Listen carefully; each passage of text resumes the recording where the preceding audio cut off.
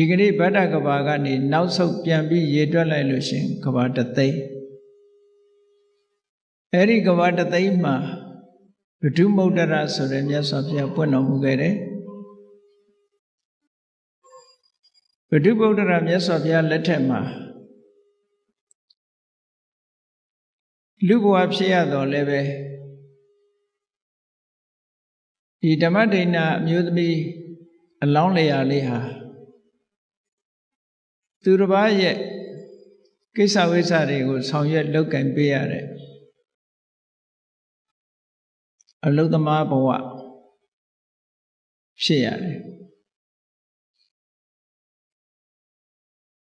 ပစ္စည်းဥစ္စာမရှိသည့်အတွက်ကြောင့်အိတ်တဲ့အိမ်မှာ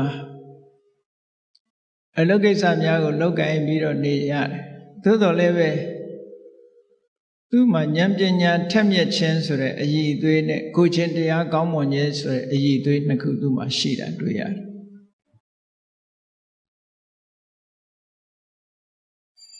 တထေးအိမ်တဲ့အိမ်မှာအလုပ်လုပ်ရင်ထိုခေတ်ထိုကာလတုန်းကရေချိုးဖို့တို့သုံးဖို့တို့ဆိုတာမြစ်ကူသွားပြီးတော့ရေခတ်ကြရတယ်ဒီနေ့တော့သူမြစ်ကိုရေကဆင်းရဲနဲ့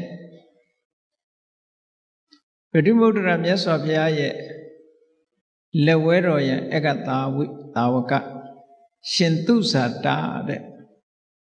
အဲ့ဒီမထေနဲ့လမ်းမှာပက်ပင်းမှာကြုံတွေ့ရင်ရေကသွားရင်စားဖို့ဆိုပြီးတော့ယူလာတဲ့မုတ်ကောင်းတော့ကောင်းမဲ့မုတ်တော့မဟုတ်ပါဘူးခုခေတ်အိန္ဒိယနိုင်ငံမှာဆိုဘရိုဒီဆိုတဲ့မုတ်ဂျုံကိုပြပြီးတော့กินထားတဲ့မုတ်မျိုးအဲ့ဒီမုတ်ကတခါတရံသူတို့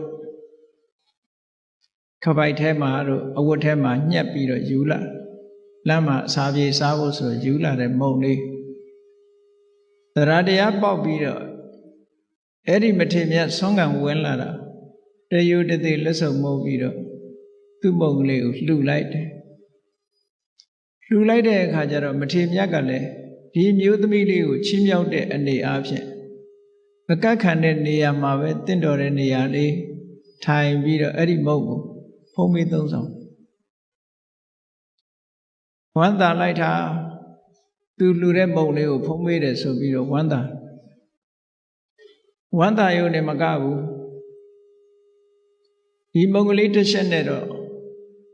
ဒီမထေမြတ်ဝါမှာမဟုတ်ဘူးဆိုပြီးတော့အိမ်ကိုပင့်လာတယ်အိမ်ရောက်တဲ့အခါကျတော့သူ့ရဲ့အလုရှင်အိမ်ပိုင်တထေးကြီးကလည်းတရားတရားကောင်းသူဖြစ်တော့ဒီမျိုးသမီးလေးပင့်လာတဲ့သူဇာတာမထေကိုအိမ်မှာဆွမ်းခဲဝဲဘောဇဉ်ချိုးချင်းရတာဖြားဖြားလေးဆက်ကလှူဒန်းလို့အဲ့ဒီဓမ္မဒိဏလောင်းအမျိုးသမီးလေးကိုကျေးဇူးတင်တဲ့အနေနဲ့အစိကံအဆင့်ကနေပြီးတော့ချွေးမအဆင့်ပေးထားတယ်တဲ့ချွေးမအဆင့်ဆိုတော့သူကအလွန်အဆင့်မြင့်သွားပြီပေါ့အဲ့ဒီချွေးမအဆင့်ပေးလိုက်တဲ့အခါကျတော့စတဲ့တဘိုးတိုးပြီးတော့ကုသိုလ်ကောင်းမှုတွေလုပ်ငကိုယ်တည်းကအသိဉာဏ်ထက်မြက်သူကိုချင်းတရားကောင်းသူဖြစ်တော့မြတ်စွာဘုရားအကြောင်းတော်သွားလို့တရားဓမ္မနာဒီနေ့တော့မြတ်စွာဘုရားကတရားဟောပြောတဲ့နေရာမှာထူးချွန်ထက်မြက်တဲ့အမျိုးသမီးဘိက္ခုနီတူဦးကိုဧတရက်ဘွယ်သူဖြင့်ချီးကျူးမြောက်စားနေတာပရိသတ်ထဲမှာတွေ့ရတော့အမတန်မှအားကြတယ်အားကြလို့ဘုရားမှုရှိတဲ့တန်ဃာတော်တွေကိုပင့်ပြီးအလှကြီးတန်းကြီးလုပ်ပြီးတော့အဲ့ဒီဘိက္ခုနီမမျိုးဖြစ်ပြရစေလို့ဆုတောင်းတယ်ဒါကိုလိုချင်တဲ့ဆုတစ်ခုကတော့တောင်းတဲ့တယ်လို့ဒီလိုဆိုတယ်နော်ဆုတောင်းမှုမရှိဘူးဥပမာပဲဣဒံမေပုံညာနိဗ္ဗာနတပစ္စယောဟောတုဆိုတော့နိဗ္ဗာန်ကိုပဲဆုတောင်းတာတော့နိဗ္ဗာန်ရမှာတော့သိချတယ်ဘယ်ဘဝနဲ့ရမယ်ဆိုတော့သိချ ဆူတောင်းတော့မယ်ဆိုလို့ရှိရင်တော့လိုအပ်တဲ့အရေးချင်းတွေကတော့တတ္တာရှိဖို့လိုတယ်သီလရှိဖို့လိုတယ်သုတဆိုတာရှိဖို့လိုတယ်စာခဆိုတဲ့ဆွမ်းလွတ်မှုရှိဖို့လိုတယ်ပညာဆိုတဲ့အသိရှိဖို့လိုတယ်အဲ့ဒီတရား၅ပါးပြည့်စုံပြီဆိုလို့ရှိရင်ဘဝတစ်ခုဌာနတစ်ခုဆူတောင်းတဲ့နယ်လို့ထေရဆရာကြီးကဆိုထားတယ်အကယ်၍ဆူမတောင်းဘူးဆိုရင်ဘဝတို့ဂတိတို့မမြဲဘူးတဲ့ဖြစ်ချင်တဲ့ဘဝဖြစ်မှာပဲသို့တော့ကောင်းတဲ့ဘဝတော့ကုသိုလ်ကြောင့်ဖြစ်မှာတော့သိကြတယ်ပေါ့အဲကြောင့်ဥဒိချက်ကလေးတစ်ခုနဲ့ဆူတောင်းတဲ့နယ်ပေါ့နိဗ္ဗာန်ဆိုတာကတော့ရေပုံရအဖြစ်ဆူတောင်းတဲ့ဟာတစ်ခုဘယ်ဘဝနဲ့နိဗ္ဗာန်ရမှာမသိဘူးလေလူဘဝနဲ့ရမှာလားနတ်ပြည်မှာရောက်ပြီးရမှာလားဗြဟ္မပြည်ရောက်ပြီးရမှာလားဆိုတာမသိကြဘူးပေါ့ရတော့ရမှာပဲသို့သောကိုလိုချင်တဲ့ဘဝလေးတစ်ခုကနေပြီးတော့ယက်တည်ပြီးနိဗ္ဗာန်ကိုသွားမယ်ခုနပြောတဲ့အည်အသွေးတွေရှိပြီဆိုလို့ရှိရင်အဲ့ဒီပုဂ္ဂိုလ်ရဲ့ဆူတောင်းမှုကပြည့်တယ်လို့ဒီလိုဆိုတာအဲ့တော့သူကထူးခြားတဲ့ဆုလေးပါတောင်းလို့ဆိုဟောဒီဘိက္ခုနီမလို့နောင်ဖရာတဆူမှာဓမ္မဂတိကရဣတရက်ရပြီးတော့ကျွတ်တန်းဝင်ရပါလို့ဆိုဒီဆုတောင်းတာဆိုတော့သူလူဘဝနဲ့ကျွတ်တန်းဝင်ခြင်းနဲ့ဆုပဲဒီဆုကတော့เนาะတာမန်နိဗ္ဗာန်ရဲ့လို့ဒီလိုတောင်းတာမဟုတ်ဘူးအဲ့လိုတောင်းလိုက်သည့်အတွက်ကြောင့်ပွင့်ပွင့်လင်းလင်းဆုတောင်းတာပေါ့ဘုန်းကြီးတို့စကိုင်းမှာတကာကြီးတယောက်တွေ့ဘူးတဲ့ကုသကောင်းမှုတတ်တတ်ရရလုပ်တယ်ထက်ထက်တန်တန်လုပ်တယ်လုပ်ပြီးလို့ရှိရင် तू ကဘာဆုတောင်းလို့ဆိုရင်သဗ္ဗညုဖေယဖြစ်ရပါလို့ဤလို့ပဲဆုတောင်းတယ် तू အမြဲတမ်းအဲ့လိုတကာကြီးတွေလည်းရှိတယ်တချို့လည်းဆုကိုပြောင်းမတောင်းရတဲ့လူလည်းရှိသေးတယ်ပေါ့ကိုယ့်ရဲ့ဥတီချက်တစ်ခုလေးကတော့ရှိထားတဲ့နဲ့ပေါ့ဒီမျိုးသမီးတွေကဒီလိုဆုတောင်းလိုက်တဲ့အခါကျတော့ဘုရားဗုဒ္ဓရာမြတ်စွာဘုရားကအနာဂတံသလို့ခေါ်တဲ့ဝေးလံတဲ့အနာဂတ်တစ်ခုကိုမှတ်မြော်ပြီးတော့မြင်နိုင်တဲ့အဘိညာဉ်ဉာဏ်နဲ့ချိလိုက်တဲ့အခါကျတော့ဒီကနေ့လုပ်တဲ့ကုသိုလ်ရဲ့အရှိန်အဝါဒီကနေ့လုပ်တဲ့စေတနာစွမ်းအားတွေစုပန်မှုတွေဟာဘယ်အထိအောက်ရောက်သွားနိုင်တယ်လဲဆိုတာကိုကြည့်လိုက်တဲ့အခါကျတော့ဂေါရမမြတ်စွာဘုရားရဲ့လက်ထက်မှာသူ့ဆန္ဒတွေပြည့်လိမ့်မယ်ဆိုတာကိုမြင်တယ်ဒါလည်းလောကနေအဖြစ်ယုတ်တိရှာပြီးတော့ကြည့်မယ်ဆိုလို့ရှိရင်မရောက်သေးတဲ့ဟာကိုကြွတင်ပြောလို့ရလားလို့ဆိုရတာရှိတာပေါ့ဥပမာထင်ရှားတာပြောမယ်ဆိုလို့ရှိရင်ဒုံးမြန်တစ်စင်းလွတ်တော့မယ်ဆိုလို့ရှိရင်ဘယ်နှမိုင်ဘယ်နှကီလိုမီတာရောက်မယ်ဆိုတာမလွတ်ခင်ကတွက်ချက်လို့မရဘူးလားရတယ်သူ့ရဲ့အရှိန်ကိုကြည့်ပြီးတွက်ချက်တာပဲဒါလည်းเนาะဒီဒုံးမြန်တစ်စင်းပြုတ်လွတ်လိုက်တာဘယ်နေရာကိုရောက်မယ်ဘယ်ပြစ်မှတ်ကိုထိမှန်မယ်ဆိုတာကျွတ်တင်ပြီးခံမှန်းပြောထားတဲ့အတိုင်းထိမှန်သွားတာတွေရောမရှိဘူးလားအဲ့ဒါလို့ဒီအမျိုးသမီးရဲ့စိတ်ဆန္ဒတွေဆုတောင်းမှုတွေသူ့ရဲ့စွမ်းအားကိုကြည့်လိုက်တဲ့အခါမြတ်စွာဘုရားဘယ်အချိန်မှသူစွမ်းအားပြည့်မလဲလို့ကျွတ်တင်ပြီးခံမှန်းလို့ပြောဆိုလို့ရတယ်ပေါ့နော်အဲ့ဒါကိုပဲဗျာဒိတ်ပေးတယ်လို့ခေါ်တာဂေါရမမြတ်စွာဘုရားပွင့်လာတဲ့အခါမှာဓမ္မထိန်နာဆိုတဲ့နာမည်နဲ့တရားသူတရားမြတ်ရပြီးတော့ဓမ္မဂတိကရာမှာဣတရက်ဘွယ်တို့ချင်းချီးကျူးခံရလိမ့်မယ်လို့မြတ်စွာဘုရားဖွင့်ဟပြီးတော့ဗျာဒိတ်ပေးလိုက်တာသိဝန္တာတယ်အဲ့ဒီချက်ကုသိုလ်ကောင်းမှုတွေစတဲ့တဘူတိုးပြီးတော့တစ်သက်လုံးလှုပ်တာသူတို့ခေတ်ကအသက်ကလည်းရှည်တော့လူတွေရဲ့သက်တမ်းကအနှစ်2000ဆိုတော့နှစ်2000ကာလရှည်ကြာလောက်အောင်ကုသိုလ်ကောင်းမှုတွေများစွာစီးပူးသွားတယ်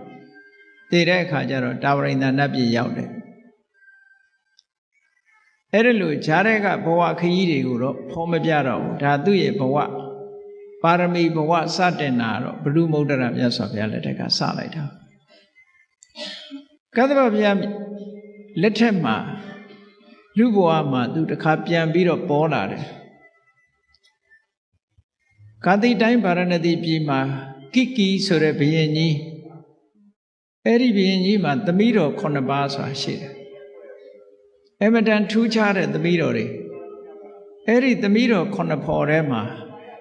သူဟာတယောက်အနေနဲ့ပါဝင်တယ်သူ့နာမည်ကအဲ့ဒီတုန်းကသူဓမ္မာတဲ့သူဓမ္မာဆိုတဲ့နာမည်နဲ့အဲ့ဒီကိကိမင်းကြီးရဲ့သမီးတော်ထဲမှာပါတယ်ဟိုကိကိမင်းကြီးရဲ့သမီးတော်တွေကလည်းစိတ်ထားညီကြလို့သူတို့ဖခင်ကြီးတော်ကြီးကိုသာသနာပေါင်းဝင်ပြီးတော့မြတ်သောအကျင့်ကျင့်ဖို့ဆိုပြီးတော့ဘိက္ခုနီမှာလှုပ်ဖို့ခွင့်ပန်တော်လဲခမည်းတော်မင်းကြီးကခွင့်မပြုဘူးခွင့်မပြုသည့်အတွက်ကြောင့်သူတို့တသက်တာကာလအိမ်အောင်မပြုကြပဲနဲ့အပြုစဉ်ဘဝနဲ့ပဲဗျမစရိယသိက္ခာပုဒ်ကိုစောင့်တည်ပြီးတရားဓမ္မကျင့်တရားနဲ့ပဲပျော်ပြီးတော့နေကြတာနှစ်2000တန်းဆိုတော့2000ကြာတာပေါ့သူကွာအဲ့ဒါလို့တရားဓမ္မတွေကျင့်ကြံကြိုးကုပ်အားထုတ်လိုက်ကြတာနောက်ဆုံးဂေါရမဘုရားရဲ့လက်ထက်ရောက်လာတဲ့အခါကျတော့ရာဇဂြိုလ်ပြည်မှာသူလူဘဝပြန်ရလာပြန်ရာဇဂြိုလ်ပြည်ရောက်လာတဲ့အခါကျတော့သူ့အဆင့်တန်းကအင်မတန်ချမ်းသာကြွယ်ဝတဲ့တထေးတူရဲ့သမီးလာဖြစ်တယ်ပေါ့တထေးသမီးလာဖြစ်အဲ့ဒီတထေးသမီးလေးကငယ်ငယ်ရွယ်ရွယ်နဲ့ပဲအိမ်တော်ရသားကြတယ်သူကဲ့သို့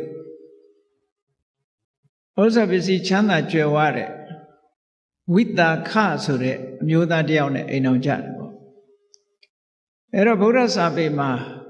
ဝိတာခဆိုတဲ့နာမည်ကကျောင်းမကြီးဝိတာခါတော့လူတိုင်းသိကြတာပေါ့နော်ဒါကအမျိုးသားတထေသားဝိတာခလို့ခေါ်တယ်ကျောင်းမကြီးဝိတာခါကြတော့ဝိတာခလို့ခေါ်တယ်ပေါ့အဲ့တော့ဝိတာခဆိုတဲ့တထေသားတူနဲ့အိမ်တော်ရသားကြချမ်းချမ်းသာသာပဲသူဘဝခရီးကိုရှောက်ရတယ်အဲ့ဒီဝိတာခဆိုတဲ့အမျိုးသားကလည်းဘုရားတရားကိုအလွန်ကြည်ညိုတော့ဘုရားတရားတွေနာရင်နဲ့သူကသောတပန်အဆင့်ကနေပြီးနောက်ဆုံးအနာဂံဖြစ်သွားတယ်လူဘဝမှာနေရင်ထိုင်ရင်စီးပွားရှာရင်ကျောင်းတော်ကိုနေ့စဉ်သွားတရားနာရင်ကနေပြီးတော့အနာဂံဖြစ်သွားတယ်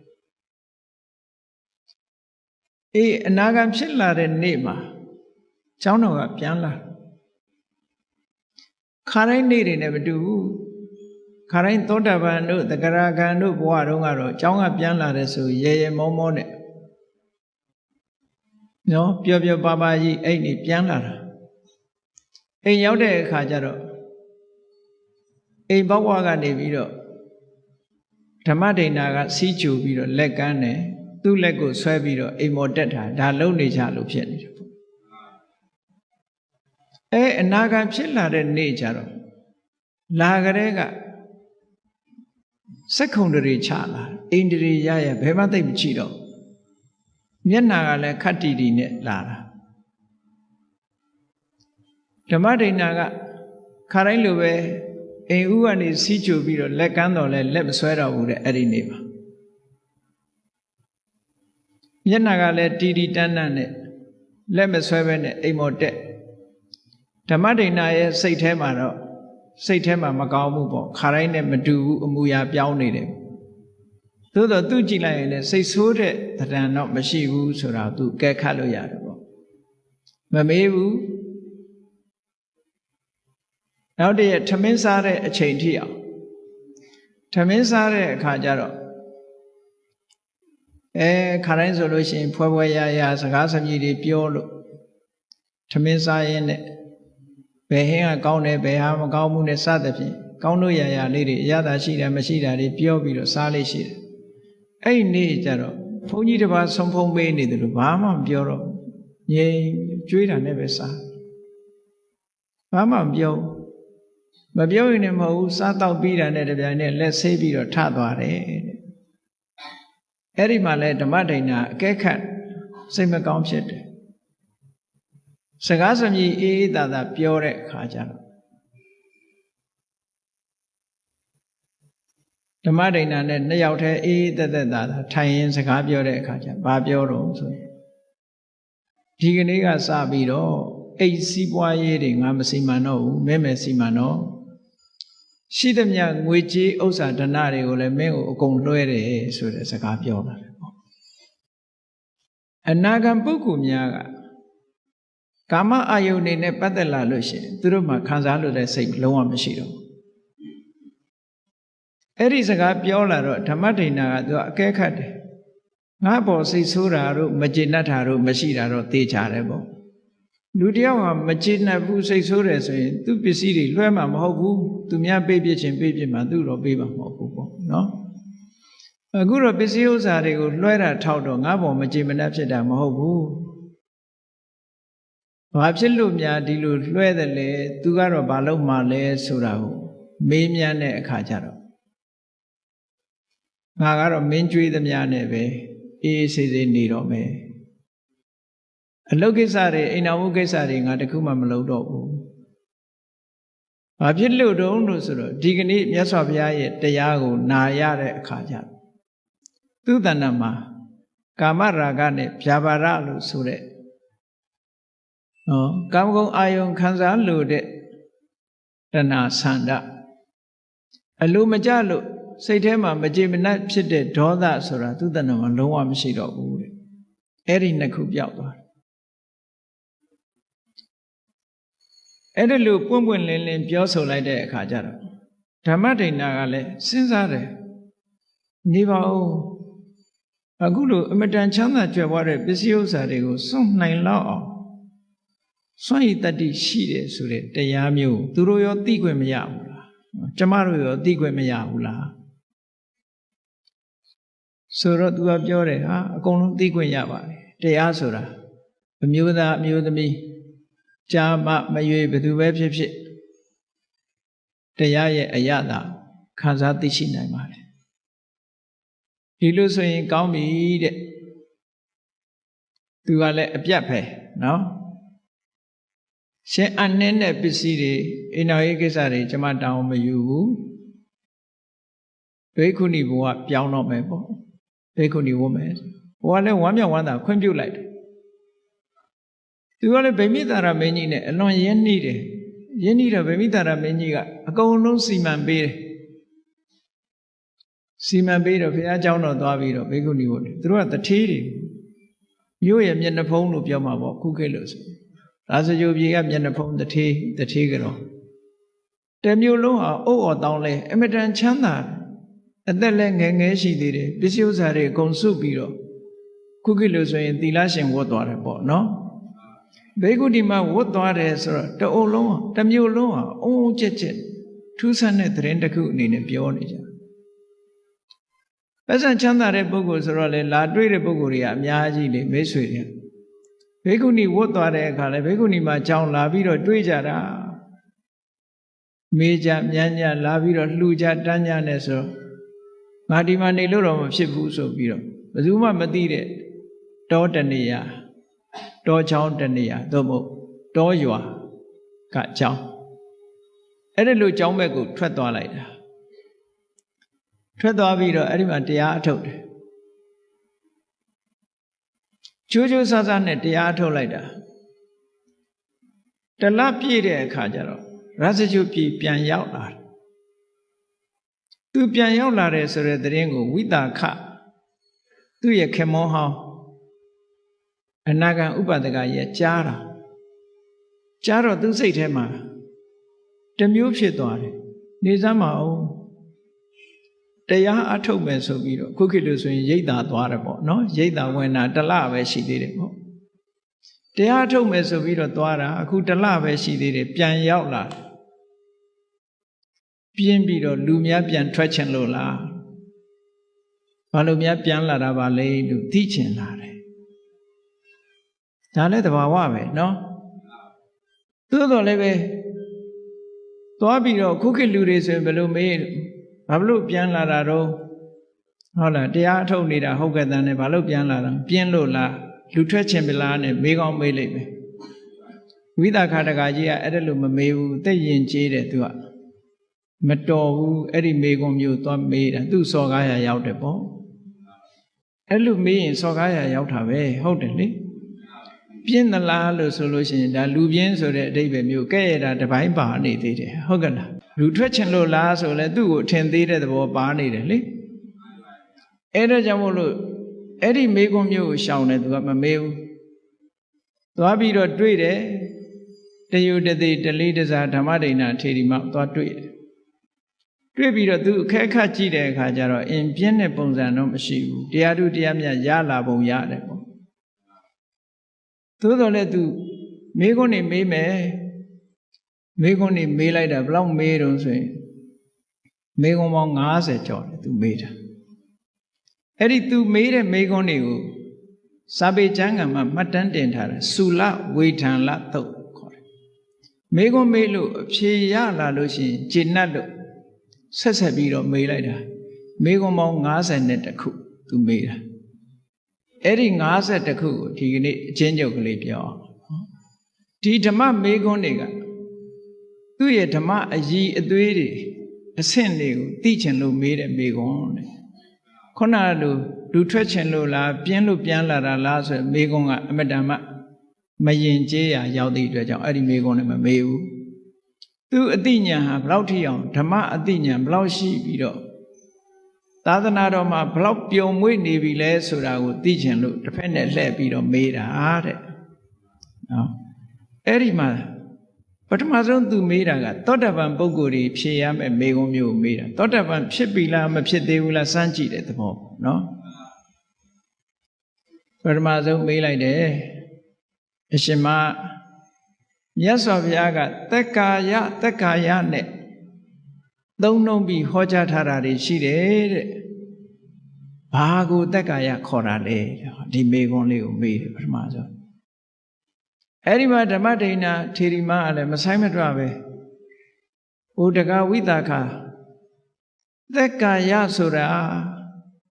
တဏှာဒိဋ္ဌိတွေရဲ့ဆွဲလန်းရာတဏှာအမြင်နဲ့ချင်းကပ်တဲ့ဒိဋ္ဌိအမြင်နဲ့ချင်းကပ်ပြီးတော့ဆွဲလန်းတဲ့ခန္ဓာ၅ပါးကိုသက်ကာယခေါ်တာပါတဲ့ဓာတုဖြေတယ်နော်အဲ့တော့တရားတော်ပရိသတ်တွေလည်းဒါမှတ်ထားဖို့ပေါ့သက်ကာယဆိုတာတခြားဟာကိုခေါ်တာမဟုတ်ဘူးတဏှာရဲ့အာယုံဒိဋ္ဌိရဲ့အာယုံဆွဲလန်းရာဖြစ်တဲ့ခန္ဓာ၅ပါးတဲ့ရူပခန္ဓာရူပုပါဒာနဲ့ခန္ဓာဝေဒနုပါဒာနဲ့ခန္ဓာသင်္ညုပါဒာနဲ့ခန္ဓာသင်္ခါရုပါဒာနဲ့ခန္ဓာဝိညာဏုပါဒာနဲ့ခန္ဓာလို့ခေါ်တယ်တဏှာရဲ့အာယုံဒိဋ္ဌိရဲ့အာယုံဖြစ်တဲ့ခန္ဓာ၅ပါးအဲ့ဒီခန္ဓာ၅ပါးကိုသက်ကာယလို့ခေါ်တယ်လို့ဆိုသူသက်ကာယတော့သူရှင်းရှင်းသိသားပဲဆိုပြီးတော့ဆက်မေးတယ်အဲ့ဒါနဲ့ပတ်သက်ဒါဖြင့်ရှင်မရေတဲ့သက်ကာယသမုဒယသက်ကာယဖြစ်ကြောင်းတရားဆိုတာကဘာကိုပြောတာတော့ဓမ္မဒိဏဖြေတယ်ဓမ္မစကြာတဲ့အတိုင်းပဲယာယံတဏပောနုဘဝိကနန္ဒီရာဂသဟကတာတတ္တရဘိနန္တိနိတေယထိတံကာမတဏဘဝတဏဝိဘဝတဏဘဝတစ်ခုကိုဖြစ်စေတတ်တယ်ဘဝတစ်ခုကိုထုတ်လုပ်ပြီးတော့နှစ်သက်မှုဆွဲလန်းမှုနဲ့အတူတကွဖြစ်ပြီးဘယ်အာယုံပဲဖြစ်ဖြစ်တွေ့ရာကိုကြိုက်နှစ်သက်တတ်တဲ့တဏှာကိုပဲသက်ကာယသမုဒယဟောဒီသက်ကာယဆိုတဲ့ခန္ဓာ၅ပါးကိုထပ်တလဲလဲဖြစ်နေအောင်လုပ်တဲ့တရားဆိုတာတခြားမဟုတ်ပါဘူးတဲ့တဏှာကိုပြောတာပါတဲ့အဲ့ဒီတဏှာဟာကာမတဏှာဘဝတဏှာဝိဘဝတဏှာလို့၃မျိုးခွဲထားတာကာမတဏှာဆိုတာကာမဂုဏ်အာယုန်တွေနဲ့ပတ်သက်ပြီးတော့လိုချင်တတ်မဲ့တာဘဝတဏှာဆိုတာကာမဂုဏ်အာယုန်ဒီအပေါ်မှာ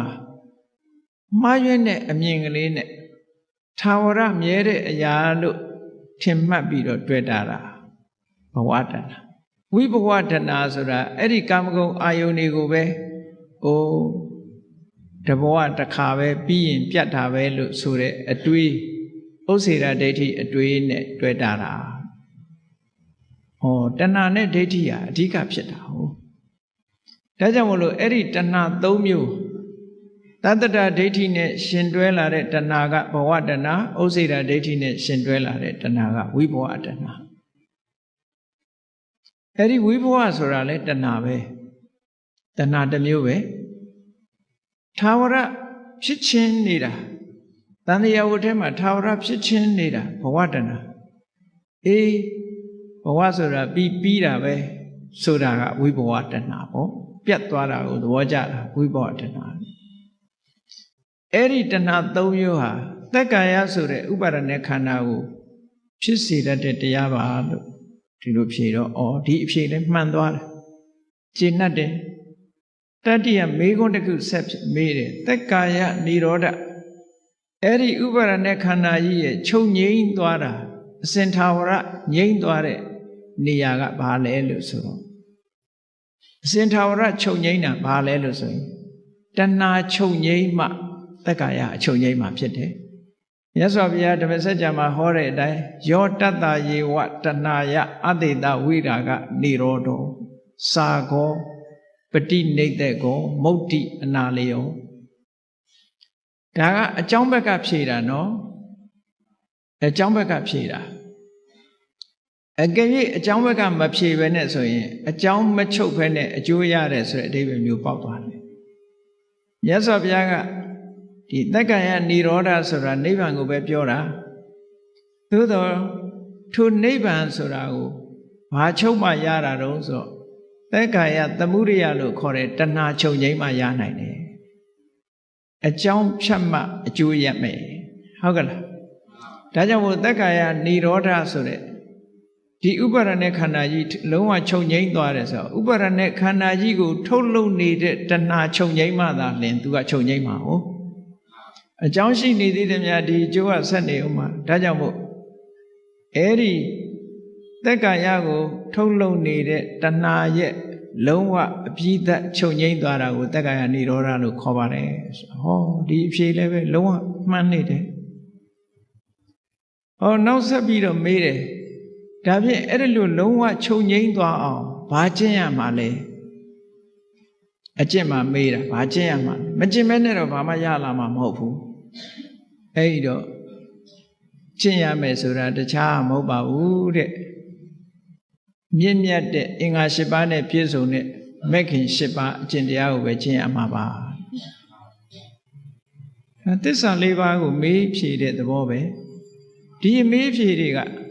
ဘယ်ပုဂ္ဂိုလ်တွေမှရှင်းရှင်းလင်းလင်းဖြေနိုင်တော့ဆိုသောတာပန်ဖြစ်တဲ့ပုဂ္ဂိုလ်မှရှင်းရှင်းလင်းလင်းဖြေနိုင်တာဟုတ်ဉာဏ်တဲ့ပုဂ္ဂိုလ်တွေကစာပေရသိထားလို့ရှိရင်စာရဖြေကောင်းဖြေလိမ့်မယ်သောတာပန်ပုဂ္ဂိုလ်ကြတော့သူဉာဏ်နဲ့သိတဲ့အသိရှင်းရှင်းလင်းလင်းမြင်နေတာဒီတိုင်းပဲဆိုတာကိုရှင်းပြီဒီမေကွန်းလေးခုကဝိသကသထေကြီးကဓမ္မဒိဋ္ဌာဟာသောတာပန်များဖြစ်ပြီလားတရားထုတရားမြတ်ရပြီလားဆိုတဲ့မမေးပဲနဲ့သိရမယ်မေကွန်းကိုမေးလိုက်တာပဲဒါကောင်းပြီဒီမေကွန်းတွေကိုသူဖြေလိုက်တာခြေနှက်သွားအဖြေကမှန်သွားပြီအေးသောတာပန်အဆင့်ဓမ္မဉာဏ်တော့ရနေပြီပဲစိတ်ထဲမှာအေးချမ်းသွားတယ်ငါဆက်ပြီးတော့မေးတော့ဆိုရင်ခုနကပြောခဲ့တဲ့ဥပါဒါနဲ့ခန္ဓာဆိုတဲ့သူ့အဖြေထဲမှာပါတဲ့စကားလေးကိုကောက်ပြီးတော့မေးတယ်နေပါအောင်ရှင်မာတဲ့ဥပါဒါနဥပါဒံဆိုတာနဲ့ဥပါဒါနဲ့ခန္ဓာဆိုတာတူလားတဲ့တခြားစီလားဥပါဒံကိုပဲဥပါဒနဲ့ခန္ဓာခေါ်တာလားသို့မဟုတ်ဥပါဒံဆိုတာဥပါဒနဲ့ခန္ဓာကတခြားလားတဲ့ဟောဒီမေကုန်းကိုကောက်မေးလိုက်တော့ဓမ္မဒိဋ္ဌာကမဆိုင်မတော့ပဲဖြေလိုက်တယ်ဥပါဒံကိုဥပါဒနဲ့ခန္ဓာခေါ်တာမဟုတ်ပါဘူးတဲ့အဲ့ဒီဥပါဒံဟာဥပါဒနဲ့ခန္ဓာကတခြားလည်းမဟုတ်ပါဘူးတဲ့အဲ့ဒီဥပါဒနဲ့ခန္ဓာပေါ်မှာဆွဲလန်းနေတဲ့သန္တာရာဂကိုသာလျှင်ဥပါဒံလို့ခေါ်တာပါသူဖြေတဲ့အဖြေလေးနော်ဥပါဒံကိုဥပါဒနဲ့ခန္ဓာခေါ်တာမဟုတ်ဘူးဥပါဒနဲ့ခန္ဓာမှဥပါဒံကတခြားလည်းမဟုတ်ဘူးအဲ့ဒီဥပါဒနဲ့ခန္ဓာကိုဆွဲလန်းနေတဲ့သန္တာရာဂတဏှာလေးကိုပဲဥပါဒံလို့ခေါ်ပါတယ်လို့ဒီနေရာမှာဒိဋ္ဌိကိုမဖြေဘူးတဏှာတစ်ခုတည်းကိုဖြေတယ်ဆိုတာသတိထားဖို့ပေါ့နော် အဲ့ဒါလို့ဖြေလိုက်တယ်ဖြေလိုက်တဲ့အခါကျတော့ကြည့်တဏှာနဲ့ပတ်သက်တဲ့အဖြေကြတော့ဒီအဆင့်ကြတော့သူကသောတပန်အဆင့်နဲ့မကတော့ဘူးပေါ့တဂရဂံအဆင့်မျိုးထိအောင်ရောက်လာတဲ့သဘောရှိတယ်ပေါ့အဲ့ဒီမိဂုံးမျိုးအကဲခတ်လို့ရသွားတယ်နောက်ထပ်ဆက်ပြီးတော့မေးတယ်မကျေနပ်သေးဘူးသက်ကာယဒိဋ္ဌိဆိုတာနဲ့ပတ်သက်ပြီးတော့မေးတယ်ခေါဏကသက်ကာယဆိုတာခန္ဓာ၅ပါးဥပါဒณะခန္ဓာ၅ပါးကိုခေါ်တယ်သက်ကာယဒိဋ္ဌိဆိုတာအဲ့ဒီသက်ကာယအပေါ်မှာဒိဋ္ဌိဆိုတဲ့မှားယွင်းတဲ့အမြင်ကဘယ်လိုဖြစ်လာတာတော့ဒီမေးခွန်းကိုမေးပြန်မေးတဲ့အခါကျတော့ဓမ္မဒိဋ္ဌာအဖြစ်တယ်အေးသူတော်ကောင်းတွေကိုမစိကရဘူးမစိကရသည့်အတွက်ကြောင့်သူတော်ကောင်းတရားကိုမနာရဘူးမနာရသည့်အတွက်ကြောင့်ဈာဘူးနာဝမရှိဘူးသူတော်ကောင်းတရားနဲ့ပတ်သက်ပြီးတော့လေ့ကျင့်သင်ကြားထားတာမရှိဘူးမရှိသည့်အတွက်ကြောင့်ဟောဒီခန္ဓာ၅ပါးကိုပဲအတ္တလို့ဒီလိုဆွဲလန်းသွားလို့ရှိရင်တက္ကရာဒိဋ္ဌိဖြစ်ပါတယ်အဲ့တော့တက္ကရာဒိဋ္ဌိဆိုတာဘာကြောင့်ဖြစ်တာတုံးလို့ဆိုတာသေချာစဉ်းစားကြည့်နော်သူတော်ကောင်းတရားကိုမနာရတာသူတော်ကောင်းတရားကိုကြားနာခွင့်မရတာရဲ့သူတော်ကောင်းကလေ့ကျင့်သင်ကြားပေးထားတာမရှိတာရဲ့တရားဓမ္မနဲ့အလံဝေးနေတဲ့ပုဂ္ဂိုလ်တွေဟာခန္ဓာ၅ပါးနဲ့ပတ်သက်ပြီးတော့မှားမှားယွင်းယွင်းတွေးခေါ်မှုတွေရှိလာတတ်တယ်အဲ့ဒါကြောင့်မလို့ခန္ဓာ၅ပါးကိုအတ္တအနေနဲ့မြင်လာတယ်ငါပိုင်တယ်ဆိုတဲ့အရာငါဆိုတဲ့အနေထားနဲ့မြင်လာတယ်သာဝရခိုင်မြဲတဲ့အရာနော်အနှစ်သာရတစ်ခုအနေနဲ့မြင်လာတယ်အဲ့ဒီအနှစ်သာရဆိုတဲ့ဒီအတ္တမှာခန္ဓာ၅ပါးရှိနေတယ်ဆိုတာမြင်လာတယ်အဲ့ဒီအတ္တဟာခန္ဓာထဲမှာရှိနေတယ်လို့မြင်လာတယ်နော်ခန္ဓာဟာ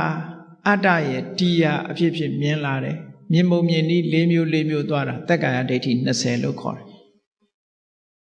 အဲ့ဒီတက္ကာယဒိဋ္ဌိ20ကိုအသေးစိတ်ဖြေလိုက်တာတက္ကာယဒိဋ္ဌိဆိုတာအဲ့ဒါလို့ရှုမြင်မှဖြစ်လာတာဆိုပါစို့ရူပံအတ္တတောတမနုပတ္တိရုပ်ကြီးကိုအတ္တလို့မြင်ပြီဆိုရင်ဒါတက္ကာယဒိဋ္ဌိဖြစ်တယ်ပေါ့အဲ့ဒါလို့မြင်တာလဲဘာကြောင့်မြင်လဲလို့ဆိုလို့ရှိရင်တရားဓမ္မမနာရလို့ဟောတရားဓမ္မနာရတဲ့ပုဂ္ဂိုလ်ကြတော့အေးခန္ဓာ၅ပါးယုံနာတရားဟာယုတ်ပဲနာမဲ့သူ့တဘာဝအတိုင်းသူရှိနေတယ်အတ္တဆိုတဲ့ခိုင်မာတဲ့အရာမဟုတ်ဘူးလို့ဆိုတာကိုနာကြားထားတဲ့အခါသိတယ်ပေါ့ကျင့်သုံးထားတဲ့အခါမှာလည်းပဲငါလို့ပြောเสียမရှိဘူးဆိုတာသိတယ်အဲ့ဒါလို့မှအသိမရှိဘူးဆိုလို့ရှိရင်ဟောဒီရုပ်ကြီးကိုပဲအတ္တလို့ဒီလိုမြင်လာနိုင်တယ်ပေါ့အဲ့ဒါလို့မြင်ပြီးတော့မှားယွင်းတဲ့အတွေးတွေတွေးလာပြီဆိုလို့ရှိရင်ဒါတက္ကရာဒိဋ္ဌိဖြစ်တယ်ဒီလိုပြောတာနော်ခန္ဓာ၅ပါးနဲ့ဒါတက္ကရာဒိဋ္ဌိဖြစ်ပုံအကျဉ်းလေးပဲပေါ့နောက်ဆက်ပြီးတော့မေးတယ်တက္ကရာဒိဋ္ဌိမဖြစ်ပုံကိုပြောပါအောင်လို့ဆိုတက္ကရာဒိဋ္ဌိမဖြစ်ဘူးဆိုတာတဲ့သူတော်ကောင်းတွေကိုစိကပ်လို့သူတော်ကောင်းတရားနာရတဲ့အခါမှာယုံနာမတပါငါလို့ပြောเสียမရှိဘူးခန္ဓာဟာခန္ဓာမြတာဖြစ်တယ်သဘာဝတရားတက်မြတာဖြစ်တယ်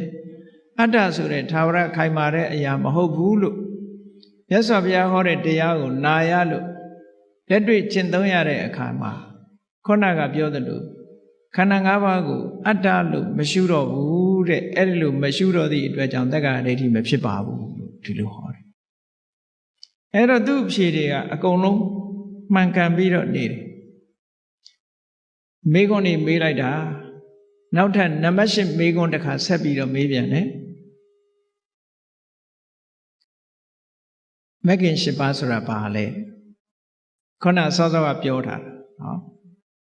ဘုန်းကြီးတို့တွေလည်းသင်ထားသည့်အတွက်ကြောင့်မဂ္ဂင်၈ပါးဆိုတာဘာလဲအလုံးသိနေကြတယ်နော်အဲ့တော့ဓမ္မဒိဋ္ဌာထေရီမကိုမေးတယ်ဒါကအရေးကြီးတဲ့အကျင့်တရားဖြစ်သည့်အတွက်ကြောင့်သူဒီမေးခွန်းမေးတယ်မဂ္ဂင်၈ပါးအကျင့်တရားဆိုတာဘာလဲလို့ဆိုတော့မြေးလိုက်တယ်သမ္မာဒိဋ္ဌိသမ္မာသင်္ကပ္ပသမ္မာဝါစာသမ္မာကမ္မန္တသမ္မာအာဇီဝသမ္မာဝါယာမသမ္မာတတိသမ္မာသမာဓိပေါ့တခုစီမဂ္ဂင်၈ပါးအကျင့်တရားကိုဖြည့်ရှင်းလိုက်ဖြည့်ရှင်းတော့ ဒါတရားကျင့်လို့သိထားတဲ့အသည့်တွေနဲ့ဖြေတာနော်သူဘိက္ခုနီဝတ္ထတလပဲရှိသေးတယ်တလအတွင်းမှာသူဒါတွေအကုန်လုံးတရားနဲ့ပတ်သက်ပြီးသိသွားတယ်အဲ့ဒါနဲ့နောက်9ခုမြောက်မေးခွန်းအနေနဲ့ဆက်ပြီးတော့မေးတယ်အဲ့ဒီမဂ္ဂင်၈ပါးဟာတဲ့အကြောင်းတရားတွေကဖန်တီးထားတဲ့သင်္ကတလားသို့မဟုတ်အကြောင်းတရားတွေကအကြောင်းတရားကင်းပြီးတော့ဖြစ်နေတဲ့အသင်္ကတလားဆိုတဲ့မေးခွန်းမေးတယ်ဒါကပို့ပြီးတော့လေးနဲ့သွားတယ်ပေါ့သင်္ကတလားအသင်္ကတလားတာမန်လက်တွေ့ကျင့်သုံးထားတဲ့ပုဂ္ဂိုလ်ကမှန်မှန်ကန်ကန်ဖြေနိုင်တယ်ပေါ့အဲ့တော့ဓမ္မရိဏဖြေလိုက်တယ်မဂ္ဂင်၈ပါးဆိုတာစဉ်းစားကြည့်လေတမ္မာဒိဋ္ဌိဆိုတာလေတမ္မာဒိဋ္ဌိဖြစ်ခြင်းအကြောင်းတရားမရှိဘူးလားသူကသူဖြစ်လာတာမဟုတ်ဘူးလေတမ္မာသင်္ကပ္ပဆိုတာလေသူဆိုင်ရာအကြောင်းတရားရှိတယ်တမ္မာဝါစာတမ္မာကမ္မန္တတမ္မာအာဇီဝတို့မှာလည်းဆိုင်ရာအကြောင်းတရားတွေရှိတယ်တမ္မာဝါယာမတမ္မာတတိတမ္မာသမာဓိတို့မှာလည်းဆိုင်ရာအကြောင်းတရားတွေရှိဆိုင်ရာအကြောင်းတရားတွေကထုတ်လုပ်ထားတဲ့အရာဖြစ်သောကြောင့်သင်္ကတပါလို့သူကဖြေလိုက်တယ်ဒီဖြေဟာလည်းပဲမှန်ကန်ပြီးတော့သွားပြန်တယ်ပေါ့အဲ့ဒါနဲ့ဆက်ပြီးတော့မေးတယ်မဂ္ဂင်၈ပါးဟာတဲ့မဂ္ဂင်၈ပါးနဲ့ခန္ဓာ၃မျိုးကိုဖွဲ့စည်းတာလားသို့မဟုတ်ခန္ဓာ၃မျိုးနဲ့မဂ္ဂင်ကိုဖွဲ့စည်းတာလားဆိုတော့ဓမ္မဒိဋ္ဌာဖြေတယ်ခန္ဓာ၃မျိုးဆိုတာဒီနေရာသီလအစုသမာဓိအစုပညာအစုသီလခန္ဓာသမာဓိခန္ဓာပညာခန္ဓာဆိုတဲ့အစုမဂ္ဂင်၈ပါးနဲ့အဲ့ဒီအစု၃မျိုးကိုပြောတာလားသို့မဟုတ်အစု၃မျိုးနဲ့မဂ္ဂင်ကိုပြောတာလားလို့ဆိုတော့အစု၃မျိုးနဲ့မဂ္ဂင်ကိုပြောတာပါတဲ့အစု၃မျိုးကဘာတုံးဆိုလို့ရှိရင်သမ္မာဝါစာသမ္မာကမ္မန္တသမ္မာအာဇီဝဆိုတဲ့ဒီ၃ခုကသီလနဲ့ဆိုင်တဲ့အစုတစ်စုသမ္မာဝါယာမသမ္မာတတိသမ္မာသမာဓိဒီ၃ခုကသမာဓိနဲ့ဆိုင်တဲ့အစုသမ္မာဒိဋ္ဌိသမ္မာသင်္ကပ္ပဒီနှစ်ခုကပညာနဲ့ဆိုင်တဲ့အစုလို့အဲ့ဒါလို့ရှင်းလင်းခွဲပြီးတော့ဖြေဆိုလိုက်တဲ့အခါကျတော့သိကျေနပ်သွားတယ်ကျေနပ်သွားလို့နောက်ထပ်မေးခွန်းတွေဆက်ပြီးတော့မေးပြန်တယ်ဒါအခြေခံအနေနဲ့သောတပန်ဖြစ်ပြီဆိုတာကိုတဂရကံအဆင့်လောက်ရောက်သွားပြီဆိုတာသူ့စိတ်ထဲမှာတော်တော်ကျေနပ်သွားလို့သူဆက်ပြီးတော့မေးတယ်သမာဓိဆိုတာဘာလဲတဲ့ဒီမေးခွန်းထပ်မေးတယ်သမာဓိဆိုတာစိတ်ရဲ့တည်ငြိမ်မှုလေးပေါ့စိတ်တတဧကဂတစိတ်ရဲ့အာယုံတစ်ခုတည်းပေါ်မှာထားနိုင်တဲ့စွမ်းရည်တတ္တိရှိတဲ့သဘာဝတရားလို့ဒီလိုဖြေလိုက်တယ်ဒါလည်းသမာဓိကိုရရှိထားတဲ့ပုဂ္ဂိုလ်ကတိုက်ရိုက်ဖြေဆိုနိုင်တဲ့အဖြေမျိုးပဲပေါ့နော်နောက်တစ်ခုမေးပြန်တယ်သူကသမာဓိကတော့ဧကဂတစိတ်ရဲ့တည်ငြိမ်မှုအာယုံတစ်ခုတည်းပေါ်မှာထားနိုင်မှုဆိုတာသမာဓိဟုတ်ပြီအဲ့ဒီသမာဓိနိမိတ်တသမာဓိရဲ့အာယုံကဘာလဲလို့ဆိုတော့သမာဓိရဲ့အာယုံဆိုတာတခြားမဟုတ်ပါဘူးတဲ့ကာယစိတ်တဝေဒနာဓမ္မလို့ဆိုတဲ့တတိပဋ္ဌာန်အာယုံ၄မျိုးပါလို့ဓမ္မဒိဋ္ဌာဖြေတယ်အဲ့တော့သူတို့ကတော့ဝိသခာကလည်းအနာဂံအဆင့်ဆိုတော့ဒီအဖြေလေးတွေဟာချင်းချင်းဖြေတာနဲ့သူလည်းနားလဲတယ်ပေါ့နော်နောက်တစ်ခုကသမာဓိရဲ့အချမ်းရံသမာဓိအတွက်အရေးပါတဲ့အထောက်အကူပြုတဲ့တရားကဘာလဲလို့ဆိုရင်သမ္ပပ္ပတံတရား၄ပါးပါသမ္ပပ္ပတံတရား၄ပါးဆိုတာသမ္မာဝါယာမကိုပဲပြောတာပဲသမ္မာဝါယာမကိုရှုထောင့်၄မျိုးနဲ့ပြောမယ်ဆိုရင်သမ္မာဝါယာမဟာဆောင်ရွက်မှုရှုထောင့်၄မျိုးရှိတယ်ရှုထောင့်၄မျိုးကဘာလို့ဆိုရင်မဖြစ်သေးတဲ့အကုသိုလ်မဖြစ်အောင်ဖြစ်ပြီးသားအကုသိုလ်ကိုဖယ်ရှားနိုင်အောင်ကြိုးပမ်းအထောက်မှုမဖြစ်သေးတဲ့အကုသိုလ်တွေမဖြစ်ရလေအောင်ကြိုးပမ်းအထောက်မှုကတစ်ခုဖြစ်ပြီးသားအကုသိုလ်တွေကိုဖယ်ရှားနိုင်အောင်ကြိုးပမ်းအထောက်မှုကတစ်ခုနောက်မဖြစ်သေးတဲ့ကုသိုလ်တွေဖြစ်အောင်ကြိုးပမ်းအထောက်မှုကတစ်ခုဖြစ်ပြီးသားကုသိုလ်တရားတွေတိုးပွားလာအောင်ကြိုးပမ်းအထောက်မှုကတစ်ခုတဲ့အဲ့ဒါကိုသမ္မပဋ္ဌာနာမှန်ကန်တဲ့လုံးလားလို့ဆိုပြီးအဲ့ဒါဟာ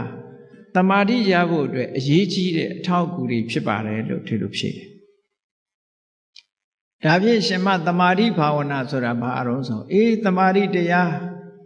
အချိန်ချင်းအာယုံနဲ့ကပ်ပြီးတော့စိတ်ကလေးကိုသမာဓိရအောင်လေ့ကျင့်နေတာဟာသမာဓိဘာဝနာပဲကဲဘုန်းကြီးတို့တွေလည်းထွက်လေဝင်လေလေးကိုဥပမာမဲ့မှတ်နေတယ်ဆိုလို့ရှိရင်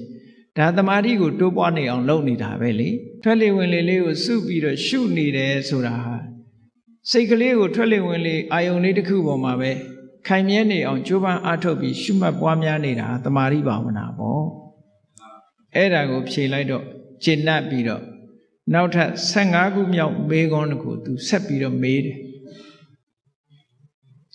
သင်္ခါရဆိုတာဘယ်နှမျိုးရှိသလဲတဲ့သူမေးတာ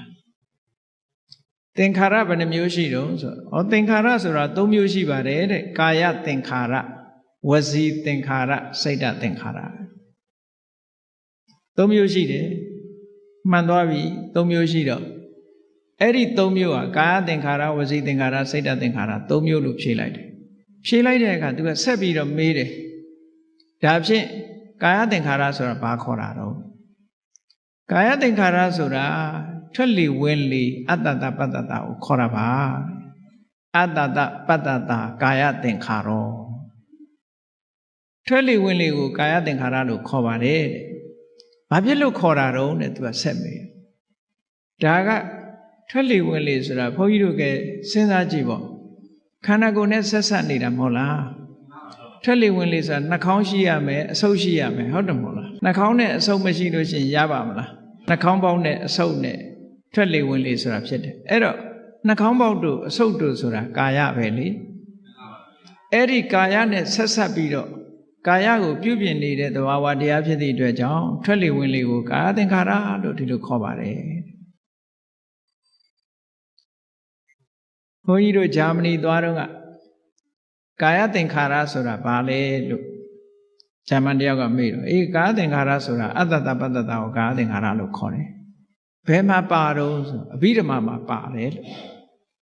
အဘိဓမ္မာမှာသင်္ခါရယမိုက်ဆိုတာရှိတယ်အဲ့ဒီသင်္ခါရယမိုက်မှာလဲကာယသင်္ခါရဆိုတာအတ္တတပတ္တတကာယသင်္ခါရလို့ပဲဟောတာသူတို့အနောက်တိုင်းကဥရောပတချို့လူတွေကအဘိဓမ္မာတဲ့သုတ်တံကိုပို့ပြီးတော့ဦးစားပေးခြင်းတယ်ဒါကြောင့်မို့သုတ်တံထဲမှာရောပါလားလို့ဆိုပါတယ်လို့ဟောဒီသုလဝေဒနာသုံးမှာပါတယ်အဲ့ဒီကြမှာသူမေကွန်ရက်သွားနော်အဲ့တော့ကာယသင်္ခါရဟာခန္ဓာကိုယ်နဲ့ဆက်ဆက်ပြီးတော့ဖြစ်ပြီးတော့နေသည့်အတွက်ကြောင့်ခန္ဓာကိုယ်ကိုအရှိတည်ထအောင်ဒီထွက်လေဝင်လေလေးကခန္ဓာကိုယ်အရှိတည်ထအောင်လုပ်နေတဲ့သဘောလည်းရှိတယ်ဒါကြောင့်မို့လို့ကာယသင်္ခါရခန္ဓာကိုယ်ကိုပြုပြင်တည်ဆောက်ပေးနေတဲ့အရာလို့ဆိုတဲ့အဓိပ္ပာယ်နဲ့ထွက်လေဝင်လေကိုခေါ်တာပါတခြားမခေါ်ဘူးလေနော်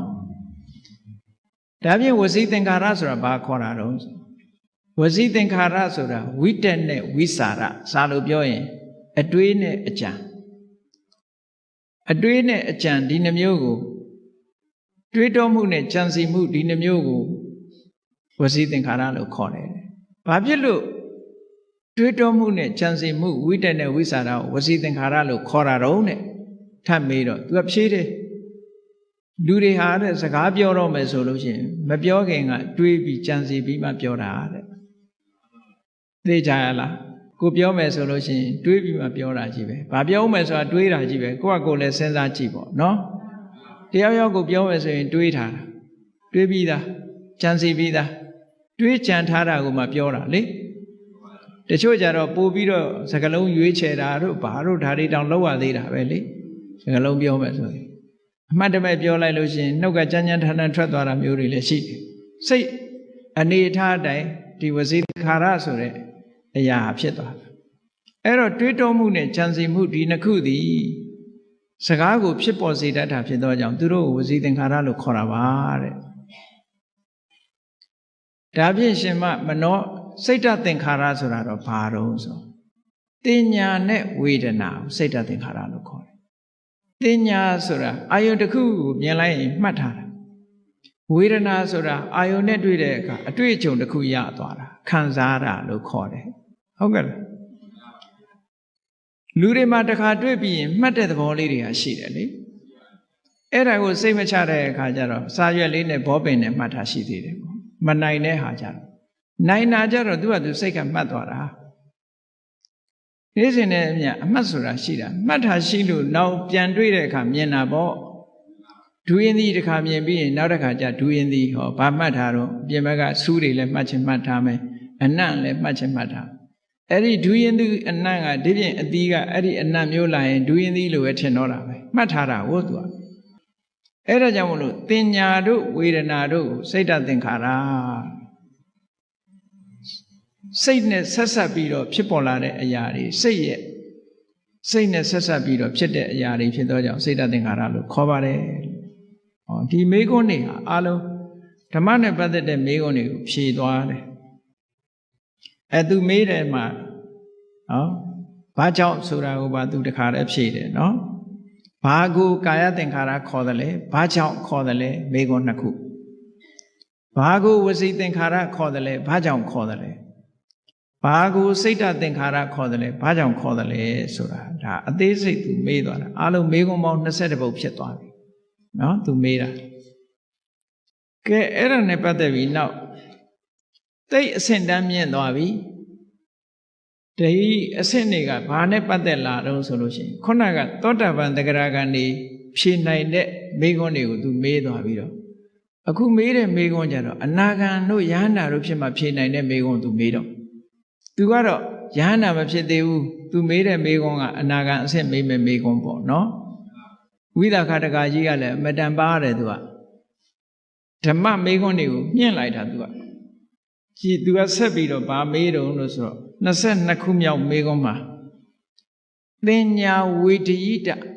အခုပြောတဲ့စိတ်တသင်္ခါရဆိုတာသင်ညာနဲ့ဝေဒနာကိုခေါ်တာဟုတ်အဲ့ဒီသင်ညာဝေဒနာတွေလုံးဝချုပ်သွားတဲ့နိရောဓသမဘတ်ကိုဘယ်လိုဝင်စားသလဲဝင်စားတယ်ဆိုတာဘယ်လိုလဲမေးတယ်နော်အားလုံးအသိစိတ်တွေအားလုံးချုပ်ငြိမ်းသွားတဲ့သမဘတ်အဲ့ဒီနိရောဓသမဘတ်ဆိုတာအနာဂံလည်းဖြစ်ရမယ်အနာဂံဖြစ်ရင်လည်းဇံရတဲ့ပုဂ္ဂိုလ်ဖြစ်ရမယ်နောက်ယဟန္တာတော်လည်းဖြစ်ရမယ်ဇံရတဲ့ပုဂ္ဂိုလ်တော်လည်းဖြစ်ရမယ်အနာဂံယဟန္တာနှစ်ပါးသာနှစ်မျိုးသာလည်းဝင်စားနိုင်တယ်ထိုအနာဂံယဟန္တာဟာလည်းပဲဇံရတဲ့ပုဂ္ဂိုလ်ဖြစ်ရမယ်ဘာဖြစ်လို့လဲဆိုရင်အသိစိတ်တစ်ခုစွမ်းအားတစ်ခုနဲ့ဖိပြီးတော့ချုပ်အောင်လုပ်ထားတယ်ရပ်တန့်ပေးတယ်ဆိုတာလွယ်တာမှမဟုတ်ဘဲနဲ့ pause လုပ်တယ်လို့ပြောတာဟုတ်ကဲ့လားကက်ဆက်တွေပါတယ်ဖွင့်တဲ့အခါကျတော့ pause ဆိုတာလေးပါတယ်မဟုတ်လားခဏရပ်ထားတာ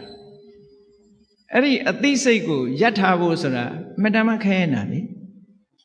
ဒီပြင်ဟာရပ်ထားလို့လွယ်ကောင်းလွယ်လိမ့်မယ်အသိစိတ်လေးကအမြဲပြေးနေတာလေ mental process ဆိုတာအဲ့ဒါကိုဘယ်လိုလုပ်ရပ်ဟောနိရောဓသမဘတ်ဒီဝင်စားပြီးခဏရပ်ထားတာ pause ကိုနှိပ်ထားသလိုပဲသူကရပ်သွားအသိစိတ်တွေရပ်သွားအောင်လုပ်တာနော်ခိတ္တရပ်တယ်အဲ့ဒီရပ်တဲ့နိစ္စနစ်ဟာသမထလည်းကျွမ်းကျင်ရမယ်ဝိပဿနာလည်းကျွမ်းကျင်ရမယ်အဆင့်ကလည်းကာမရာဂတို့ဗျာပါဒတို့ကင်းတဲ့ပုဂ္ဂိုလ်ဖြစ်ရမယ်ကိလေသာတွေကင်းတဲ့ပုဂ္ဂိုလ်ဖြစ်ရမယ်အဲ့ဒါတွေရှိနေသေးလို့ရှိရင်ရပ်လို့မရဘူးတဲ့အဲ့ဒီအဆင့်ရောက်မှဒါကိုရပ်ထားလို့ pause လုပ်လို့ရတယ်လို့ပြောတာနော်အဲ့ဒီမှာသူဝိသကရကကြီးကဓမ္မဒိဏဟာအနာဂံအဆင့်များရောက်ပလားသောတာပန်သဂရဂံဖြစ်တာတော့သိကြပြီသူအနာဂံအဆင့်များရောက်ပလားဆိုအနာဂံနေဖြေနိုင်တဲ့ဖြေရမယ့်မေခွန်းမျိုးသူမေးတာနိရောဓသမဘတ်ဆိုတာဘယ်လိုဝင်စားတာလဲဆို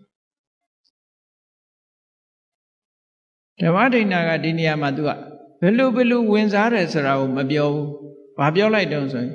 ဝင်စားပြီးတဲ့ပုဂ္ဂိုလ်အဆင့်ကိုပြောလိုက်တယ်။ဘယ်လိုပြောတော့ဆို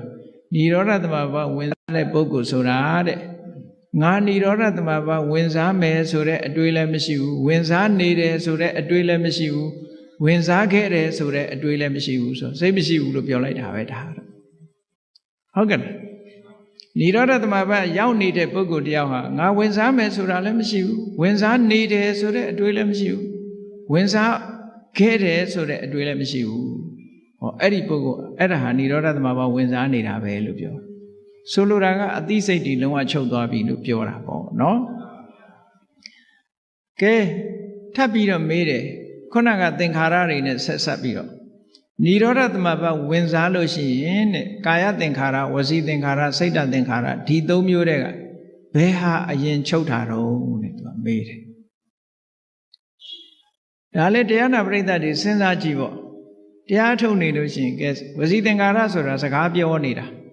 ဟုတ်လားစိတ်တသင်္ခါရဆိုတာတွေးနေတာကာယသင်္ခါရဆိုတာအသက်ရှူနေတာဒါအချင်းချုပ်ကလေးဒီလိုမှတ်ကြည့်လိုက်နိရောဓသမဘတ်ဝင်စားနေတဲ့ပုဂ္ဂိုလ်ဟာဘယ်သင်္ခါရအရင်ချုပ်မလဲစဉ်းစားကြည့်ပေါ့ဘယ်ဟာအရင်ချုပ်မယ်ထင်စကားပြောတာအရင်မချုပ်ပေဘူးလား စကားပြောနေမယ်ဆိုရင်သူပဲនិရောဓသမဘာဝဝင်စားလို့ရမလဲအဲ့ဒါကြောင့်ဝစီသင်္ခါရကအရင်ချုပ်တယ်ပြီးတော့မှကာယသင်္ခါရချုပ်တယ်အသက်ရှူတာချုပ်တယ်ပြီးတဲ့အခါကျတော့မှအသိစိတ်တွေချုပ်တယ်ဟောအဲ့ဒီနံပါတ်စဉ်နဲ့သွားတယ်ဒါအကြမ်းမြင်တွေးကြည့်ပေါ့နော်ဝစီသင်္ခါရကအရင်ချုပ်တယ်နောက်ပြီးတော့ကာယသင်္ခါရဆိုတဲ့အသက်ရှူမှုချုပ်တယ်နောက်ပြီးတော့စိတ်ဓာတ်သင်္ခါရလို့ဆိုတဲ့မှတ်သားမှုနဲ့ခံစားမှုချုပ်သွားတယ်ပေါ့ဒီလိုဆိုလို့တယ်နော်အဲ့ဒီမိကုံးကလည်းဓမ္မဒိဏထေရီမှာဖြေလိုက်တယ်ကဲကောင်းပြီនិရောဓသမဘာကထတယ်ဆိုတာဘယ်လိုလဲထတယ်ဆိုတာဇံကိုရုပ်သိမ်းလိုက်တာရပ်တန့်လိုက်တာပေါ့ခုနကစိတ်ကို pause လုပ်ထားတာကိုပြန်ပြီးတော့ခလုတ်ဖြုတ်လိုက်တာပေါ့အဲ့လိုဖြုတ်လိုက်လို့ရှိရင်ဘယ်လိုဖြုတ်တာလဲလို့မေးတဲ့အခါကျတော့အေးនិရောဓသမဘာကထတဲ့ပုဂ္ဂိုလ်ဟာလည်းပဲတဲ့ငါនិရောဓသမဘာဝင်စားအောင်မယ်ဆိုတာလည်းအတွေးမရှိဘူးဝင်စားနေတယ်ဆိုတဲ့အတွေးလည်းမရှိဘူးဝင်စားခဲ့တယ်ဆိုတဲ့အတွေးလည်းမရှိဘူးတဲ့ဒီသုံးမျိုးပဲပြောတယ်ပြန်ပြီးတော့ဘာဖြစ်လို့လဲဆိုတော့និရောဓသမဘာကထားလိုက်တဲ့ပုဂ္ဂိုလ်မှာအနာဂံဆိုလို့ရှိရင်အနာဂါမိဖို့စိတ်ကဝင်လာတာချက်ချင်းဖြစ်အဲ့ဒီအနာဂါမိဖို့စိတ်ရဲ့အာယုံကနိဗ္ဗာန်သာဖြစ်တယ်တခြားမတွေးဘူးဟုတ်ကဲ့လားယဟန္တာဆိုလို့ရှိရင်ရတ္တဖို့စိတ်ကလေးပေါ်လာတယ်အဲ့ဒီရတ္တဖို့စိတ်ကလေးဟာနိဗ္ဗာန်ကိုအောင်ပြုတယ်ဒါကြောင့်မို့ခုနအတွေးတွေရှိနိုင်ပါမလားရှိနိုင်ဘူးအဲ့ဒါကို तू ကလက်တွေ့နဲ့ရှင်းပြီးတော့ပြလိုက်တာကဲနောက်ပြီးတော့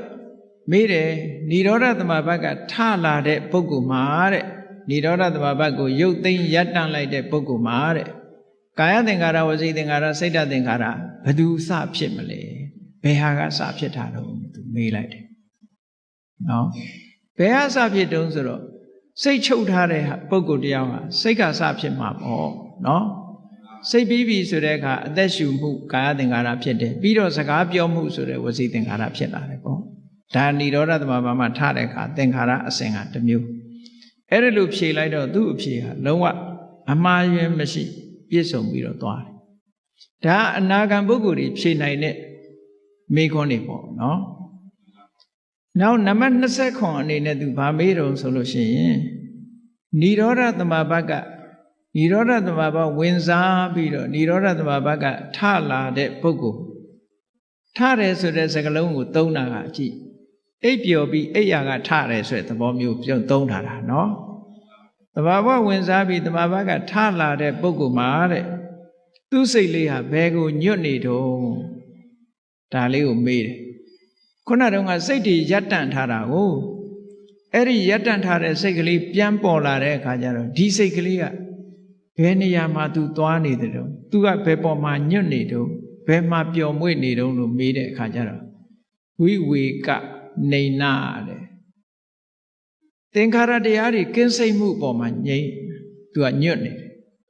ဆိုလိုတာကဝိဝေကဆိုတာဥပရိဝိဝေကဆိုလို့ရှိရင်နိဗ္ဗာန်ကိုရည်ညွှန်းတာမျိုးပဲနော်အဲ့တော့သင်္ခါရတရားတွေလုံးဝချုပ်သွားစိတ်တွေလုံးဝချုပ်သွားတဲ့ပုဂ္ဂိုလ်တရားပြန်ပြီးတော့အဲ့ဒီစိတ်တွေချုပ်သွားရကနေပြန်ပေါ်လာတဲ့အခါကျတော့သူ့စိတ်လေးဟာအဲ့ဒီချုပ်ငြိမ်းသွားတဲ့အနေအထားပေါ်မှာညွတ်နေမှာပေါ့အိယာကထတဲ့အခါကျတော့ဘာတွေဖြစ်ပြန်အိတ်ချင်စိတ်ကလေးတွေဖြစ်နေထမကြနော်အဲ့ဒါလို့ဝိဝေကနေနဝိဝေကပောနဝိဝေကပပ္ပရကင်းစိတ်မှုဆိုတဲ့ဝိဝေကသဘာဝတရားပေါ်မှာစိတ်ဟာညွတ်နေပါတယ်လို့ဒီလိုဖြေတယ်ဒါက29နံပါတ်မေခွန်းရဲ့အဖြေ28ကျတော့ဘာဖြေလဲဆို तू ကအနာဂံဆိုတော့ तू ဒီအဆင့်နဲ့မဲ့ तू ကုန်ပြီဒါပေမဲ့ तू ကရှေ့ဆက်ပြီးတော့မေးသေးတယ် तू နော် तू ကျင့်တတ်နေပြီမေခွန်းရဲ့အဖြေကိုကျင့်တတ်နေပြီတကယ်ဓမ္မဒိဏဟာအနာဂံတော့ဖြစ်နေလောက်ပြီဆိုတာ तू ဆုံးဖြတ်ချက်ချသွားအဲ့ဒီမှာ तू ဘာတွေဆက်မေးတော့ဆိုဝေဒနာဘယ်နှမျိုးရှိတုံးနဲ့အဲ့ဒါမေးတယ်ဝေဒနာဘယ်နှမျိုးရှိတုံးလို့ဆိုဝေဒနာ3မျိုးရှိတယ်တဲ့ဘာဝေဒနာတွေတုံးဆိုဒုက္ခဝေဒနာဒုက္ခဝေဒနာအဒုက္ခမဒုက္ခဝေဒနာဒုက္ခဝေဒနာဆိုတာကိုယ်ရောစိတ်ရောချမ်းသာမှုအစဉ်ပြေမှုဒုက္ခဝေဒနာဆိုတာကိုယ်ရောစိတ်ရောမချမ်းသာမှုအစဉ်မပြေမှု အဒုက္ခမဒုက္ခဝေဒနာဆိုတာအစဉ်ပြေတာလည်းမဟုတ်ဘူးအစဉ်မပြေတာလည်းမဟုတ်ဘူးဆင်းရဲတာလည်းမဟုတ်ဘူးချမ်းသာတာလည်းမဟုတ်ဘူးဆိုတဲ့ဝေဒနာအဲ့ဒီဝေဒနာ၃မျိုးတဲ့နော်အဲ့ဒီလိုပြောပြီးတော့ဒုက္ခဝေဒနာဆိုတာဘာလဲတဲ့ဒုက္ခဝေဒနာဆိုတာတဲ့ခန္ဓာကိုယ်မှာရုပ်ခန္ဓာမှာအစဉ်ပြေတာရဲ့စိတ်ထဲမှာအစဉ်ပြေနေတာရဲ့ဒါကိုဒုက္ခဝေဒနာလို့ခေါ်တယ်ဟုတ်ကလားနေရထိုင်ရခန္ဓာကိုယ်မှာရုပ်ခန္ဓာကိုယ်ကြီးမှာအစဉ်ပြေနေတယ်စိတ်ထဲမှာအစဉ်ပြေနေတယ်ဒါကိုဒုက္ခဝေဒနာခေါ်တာပဲဒုက္ခဝေဒနာဆိုတာဘာတော့ရုပ်မှာနန္တရားခန္ဓာကိုယ်ပေါ်မှာစိတ်ထဲမှာအစဉ်မပြေဖြစ်နေတာတင်းကျပ်နေတာခံစားနေရတာဒုက္ခဝေဒနာအဒုက္ခမဒုက္ခဝေဒနာဆိုတာအဲ့လိုခန္ဓာကိုယ်ပေါ်မှာရောစိတ်မှာရောကာယစိတ်ဓာတ်ပေါ်မှာအစဉ်ပြေတာလည်းမဟုတ်ဘူးအစဉ်မပြေတာလည်းမဟုတ်ဘူးလို့တခုစီရှင်းလင်းပြီးတော့ဖြေလိုက်တော့သူကျေနပ်သွားတယ်အဲ့ဒီအဖြေကိုလည်းအဲ့ဒီမှာဒုက္ခဝေဒနာထပ်ပြီးတော့မေးတယ်ဒုက္ခဝေဒနာဟာဘယ်အခါမှာဒုက္ခဖြစ်ပြီးဘယ်အခါမှာဒုက္ခဖြစ်တုံးတဲ့ဒီနော်ဒုက္ခဝေဒနာပါလို့ဆိုမှဘယ်အခါမှာဒုက္ခဖြစ်ပြီးဘယ်အခါမှာဒုက္ခဖြစ်တုံးဆိုတဲ့မေးခွန်းမေးထားတာနော်အဲ့ဒီမှာဒုက္ခဝေဒနာဆိုတာတဲ့ထိတိဒုက္ခသူရှိနေတဲ့အချိန်မှာချမ်းသာတယ်တဲ့ဝိပရိနာမဒုက္ခသူပျောက်သွားပြီပြောင်းလဲသွားပြီဆိုဆင်းရဲတယ်ဟုတ်တာပေါ့နော်လူတယောက်ပြောနေတဲ့အချိန်လေးပဲချမ်းသာတယ်လို့ပြောတာလေအဲ့ဒီပြောရှင်မှုလေးပျက်စီးသွားတယ်ပျောက်သွားရင်ချမ်းသာပါအောင်မလားမချမ်းသာဘူးအဲ့ဒါကြောင့်မလို့ဒုက္ခဝေဒနာဆိုတာထိတိဒုက္ခရှိနေတုံးချမ်းသာတယ်ပျောက်သွားလို့ရှိရင်ဆင်းရဲတယ်ဒုက္ခဖြစ်သွားတယ်ပေါ့ဒါဖြင့်ဒုက္ခဝေဒနာကရောချမ်းသာတယ်ဆိုတာဘာလဲဆင်းရဲတယ်ဆိုတာလည်းပါတယ်ဒုက္ခဝေဒနာမှာလည်းပဲချမ်းသာတာရှိသေးတယ်ဘယ်လိုရှိတာတော့ဆိုဒုက္ခဝေဒနာသည်ရှိနေတုံးတော့ဒုက္ခဝေဒနာပျောက်သွားပြီဆိုရင်ချမ်းသာမရဘူးလားဆိုပါစို့သွားကြိုက်တယ်ဆိုကြိုက်နေတဲ့အချိန်မှာဒုက္ခပဲဆေးလေးစားလိုက်လို့အဲ့ဒီကြိုက်နေတာလေးပျောက်သွားရင်ဒုက္ခဖြစ်သွားတာအဲ့ဒီသဘောကိုပြောတာနော်နောက်ဥပိ္ပခဝေဒနာရောတဲ့ဘယ်လိုလဲလို့ဥပိ္ပခဝေဒနာကြတော့သိလို့ရှိရင်ချမ်းသာတယ်တဲ့မသိလို့ရှိရင်ဆင်းရဲတယ်ဒီအဖြစ်မျိုးပြောတာညာနာဒုက္ခအညာနာဒုက္ခ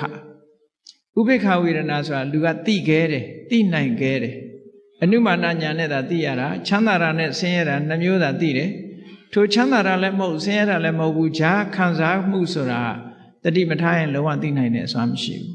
ဒါကြောင့်မို့သိရင်ချမ်းသာတယ်မသိလို့ရှိရင်မချမ်းသာဘူးလို့ဒီလိုဖြေလိုက်တယ်နော်သိမှချမ်းသာတယ်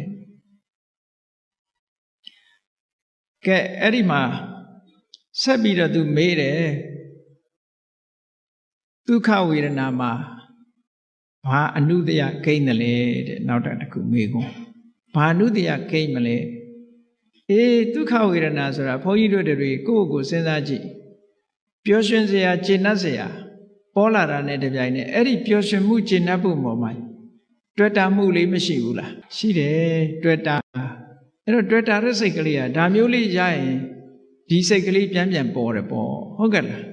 အဲ့ဒါကြောင့်မို့လို့ဘာကိန်းတာတော့ဆိုရာဂနုတ္တယကိန်းတယ်အတွေ့အတာလေးကိန်းသွားတယ်ပေါ့မျက်စိကမြင်လို့နှစ်သက်စရာလေးတွေ့တယ်ချမ်းသာတယ်အဲ့ဒီချမ်းသာမှုလေးကိုနောက်ထပ်လိုချင်တယ်တွေ့တာမှုဆိုတဲ့ရာဂနုတ္တယလေးကိန်းသွားတယ်ဒုက္ခဝေဒနာကြတော့မုန်းတိတယ်မို့လားတချို့ကယောဂဝေဒနာဖြစ်ရင်ကိုယ့်ကိုယ်တောင်ပြန်ထူကြရိုက်ကြလုပ်သေးတယ်လေအ ਨੇ ဆုံးတော့သေလိုက်ပါတော့ဟဲ့ပြောတဲ့လူကရှိသေးတယ်ဟုတ်ကဲ့လားအဲ့ဒီတော့သူ့စိတ်ထဲမှာဘာဖြစ်နေတုံးဒုက္ခဝေဒနာကြုံတဲ့အခါမှာဘာဖြစ်နေတုံးဆိုရင်ဒေါသတွေဖြစ်မနေဘူးလားဒါကြောင့်မို့ဒုက္ခဝေဒနာပေါ်မှာပဋိက္ခဏုတ္တယကိန်းနေတဲ့ဒေါသကိန်းနေပေါ့နောက်ဒါမျိုးဖြစ်ရင်ဒေါသထွက်မှာပဲနောက်ဒါမျိုးဖြစ်ရင်ဒေါသထွက်မှာပဲသူကနော်အနုတ္တယဆိုတာက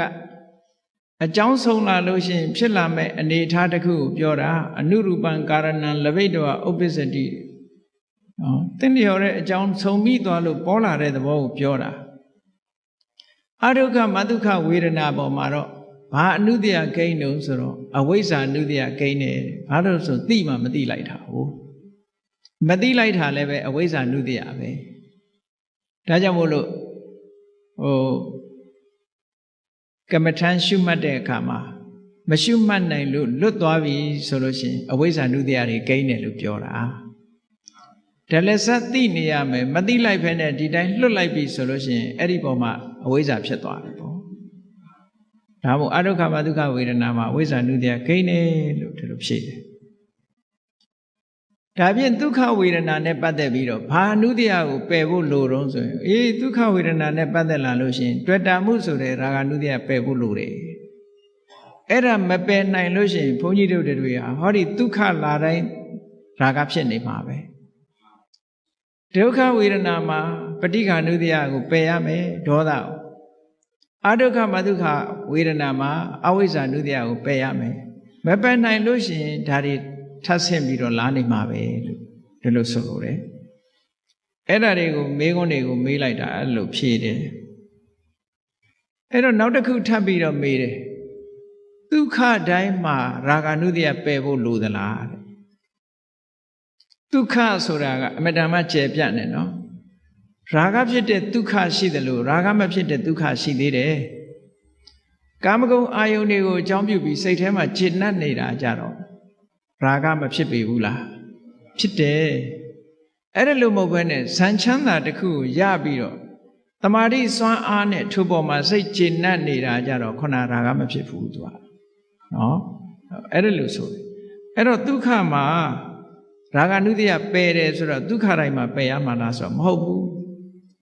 တခါဒုက္ခဝေဒနာတိုင်းမှာပဋိက္ခနုတ္တယပယ်ရမှာလားဆိုဒုက္ခဖြစ်တိုင်းပဋိက္ခနုတ္တယဖြစ်တာမဟုတ်ဘူးပေါ့အဲ့ဒါကြတော့ဒုက္ခတိုင်းမှာလည်းပဋိက္ခနုတ္တယပယ်ရမှာမဟုတ်ဘူးအဒုက္ခမဒုက္ခဝေဒနာတိုင်းမှာလည်းပဲအဝိဇ္ဇာနုတ္တယကိုပယ်ရမှာမဟုတ်ဘူးသူ့နေရာနဲ့သူပေါ့အဆင့်ဆင့်ရှိတယ်လို့ဒီလိုဖြေတယ်ကဲနောက်မေးတယ်ဒုက္ခရဲ့ဆန့်ကျင်ဘက်ကဘာလဲတဲ့သူမေးတယ်ဒီမေးခွန်းတော့ဖြေနိုင်တော့ပါတယ်เนาะတရားနာတယ်ဒုက္ခရဲ့ဆန့်ကျင်ဘက်ကဒုက္ခပေါ့ဟုတ်ကဲ့ဒုက္ခရဲ့ဆန့်ကျင်ဘက်ကဒုက္ခနောက်ဒုက္ခရဲ့ဆန့်ကျင်ဘက်ကဘာလဲလို့မေးတယ်ဒုက္ခပဲပေါ့နောက်အဒုက္ခမဒုက္ခရဲ့ဆန့်ကျင်ဘက်ဆိုတာသူ့ကြောင့်ပေါ်လာတဲ့သဘောတရားကိုပြောတာအဒုက္ခမဒုက္ခရဲ့ဆန့်ကျင်ဘက်ကအဝိဇ္ဇာတဲ့အဲ့လိုဖြေတယ်သူကအဝိဇ္ဇာဖြစ်ပေါ်တတ်လို့ပြောတာเนาะအဲ့တော့ तू မေးတဲ့မေးခွန်းတွေဟာကြည့်မေးလာလိုက်တာအဲ့ဒီအဆင့်ရောက်တော့နောက်နံပါတ်48အနေနဲ့ तू မေးတယ်အဝိဇ္ဇာလို့ဖြေလိုက်တော့ तू အဲ့ဒါကိုကောက်ပြီးတော့မေးတယ်အဝိဇ္ဇာရဲ့ဆန့်ကျင်ဘက်ကဘာတော့လဲဆိုတော့ဝိဇ္ဇာပေါ့အဝိဇ္ဇာဆိုတာမောဟရဲ့ဆန့်ကျင်ဘက်ကအသိဉာဏ်ပဲဆန့်ကျင်ဖယ်ရှားနိုင်တဲ့သဘာဝတရားသည်ဝိဇ္ဇာဖြစ်တယ်လို့တခါဝိဇ္ဇာလို့ဆိုလိုက်တာနဲ့သူကြည့်ရတာတော့ဘုန်းကြီးကဒီတခါကြီးမေးစရာကုန်းနေပြီနဲ့တူတယ်ကုန်းနေတော့သူကအစွန်းထွက်ထားလေးတွေကိုင်ပြီးရှောက်မေးနေတာနော်သူကခုနအခက်ခဲတဲ့និရောဓသမဘတ်နဲ့ပတ်သက်တဲ့မေးခွန်းတွေသူမေးပြီးပြီမေးသွားတဲ့အခါမှာနောက်ပိုင်းမှာသူအစွန်းထွက်ထားလေးတွေလိုက်ပြီးတော့မေးတာအခုလဲအဝိဇ္ဇာလို့ပြောလိုက်တာနဲ့သူအဝိဇ္ဇာရဲ့ဆန့်ကျင်ဘက်ကဘာတော့ဆိုဝိဇ္ဇာတခါဝိဇ္ဇာလို့ဖြေလိုက်တဲ့အခါကျဝိဇ္ဇာရဲ့ဆန့်ကျင်ဘက်ကဘာတော့တခါလာဝိဇ္ဇာနဲ့ရှင်ဘက်ရှင်တွဲပြီးတော့လာတဲ့အရာဘာလဲလို့မေးတဲ့အခါကျတော့ဓမ္မဒိဏထေရီမကဖြေတယ်ဝိဇ္ဇာနဲ့ရှင်တွဲလာတဲ့အရာကတော့ဝိမု ക്തി လို့ခေါ်တယ်